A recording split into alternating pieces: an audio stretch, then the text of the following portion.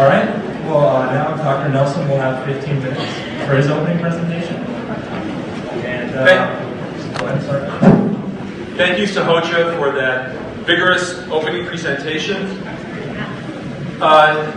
and I will come back to many of the points that he raised during the rebuttal period and also during the question and answer period. I want to give you intelligent design in 3 easy steps. Now, I suppose it should be harder. After all, intellectuals respect things that are difficult, but it isn't actually that difficult. And I'll take you through it very quickly. I may not, in fact, get to the 3rd step. I may have to hold that for my rebuttal period, because I want to go into depth with one line of evidence. Sahotra mentioned several, and I'd like to speak to those, but I want to go in depth into one line of evidence that I think is powerfully compelling, or at least suggestive that something very funny is going on in biology, and we can talk about that.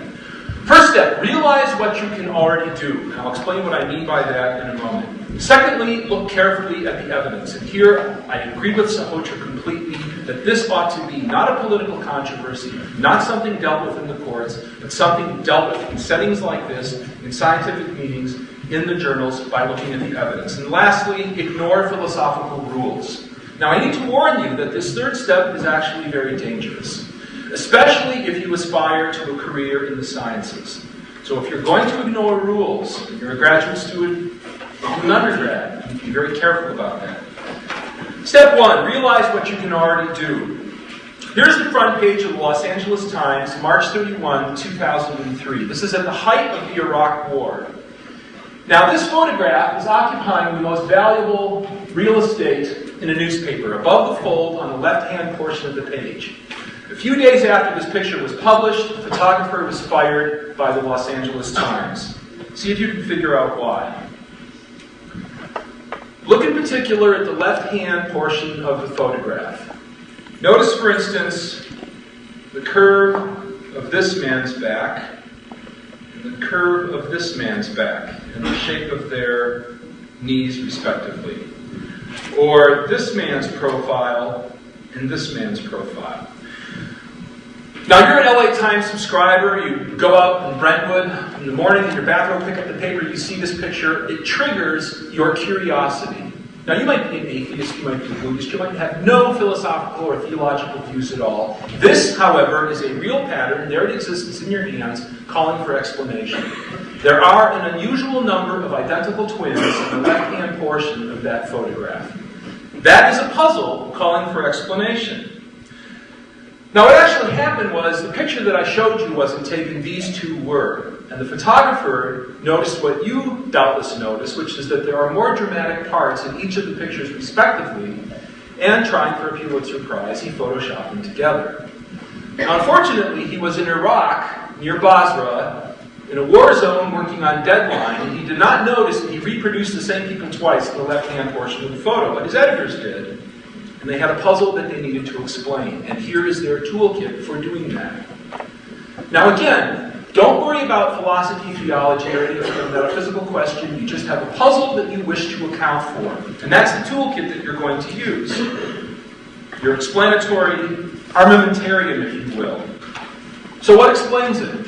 Well, if you go on the web and read the news accounts of the discovery of this photograph and what the editors at the LA Times did, they first ran through the possible natural causes for this pattern, and they quickly exhausted them.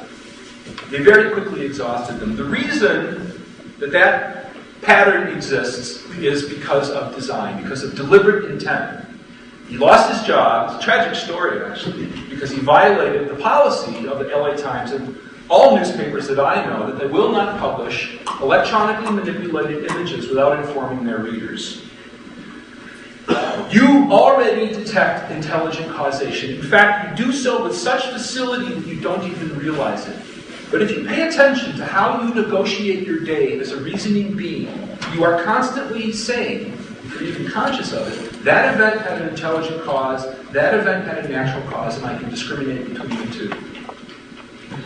And these inferences are remarkably stable. By that I mean their longevity over the life of science, or just ordinary reason, is remarkable with respect to other parts of science.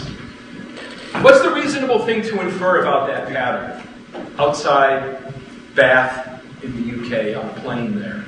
You're a Roman centurion, 1st century AD, riding out with your troops. You come over a hill and you see that collection of monoliths. You're a pagan. Maybe you have no views at all. You're going to infer design. And that inference is true today, as true as it was 2,000 years ago. It will be true when the universe goes down to its thermodynamic heat death, and our current theories are gone. The inference that Stonehenge was caused by an intelligence is remarkably stable with respect to other parts of science. In fact, this mode of reasoning is widespread in human inquiry. All types of forensic investigation. People don't ordinarily splash gasoline around their living room. If you're an arson investigator, you work for a fire department, you go to the scene of the fire and you find the presence of an accelerant, you have good reason to believe that someone meant for that house to burn down. Cryptography and cryptanalysis, code making and code breaking. The code maker wishes to hide in what otherwise appears to be noise, meaningful information. The code breaker wants to get it out.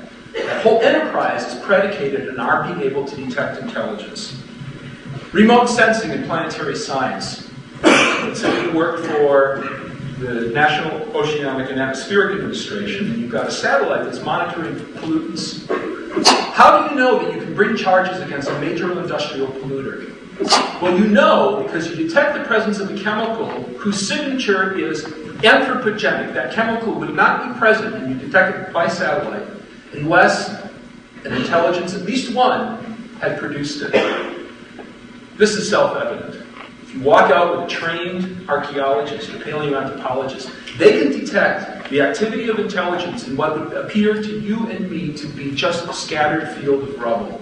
But they see a potash there, or they see a worked flint in that same field. Lastly, the search for extraterrestrial intelligence. Now here, the metaphysical temperature begins to go up, because if ET is out there, he or she or it is not a member of Homo sapiens. And we will detect them in terms of the signals that they produce, because those signals will be diagnostic for intelligence. But how about this?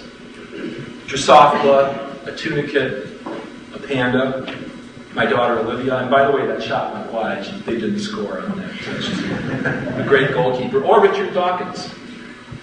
These are biological objects. If they had an intelligent cause, it is certainly not a member of our species. Now, we've taken the knob on our metaphysical oven and we've cranked it all the way over to broil. Because what's sort of self-evident and obvious about detecting human intelligence now becomes philosophically very problematic.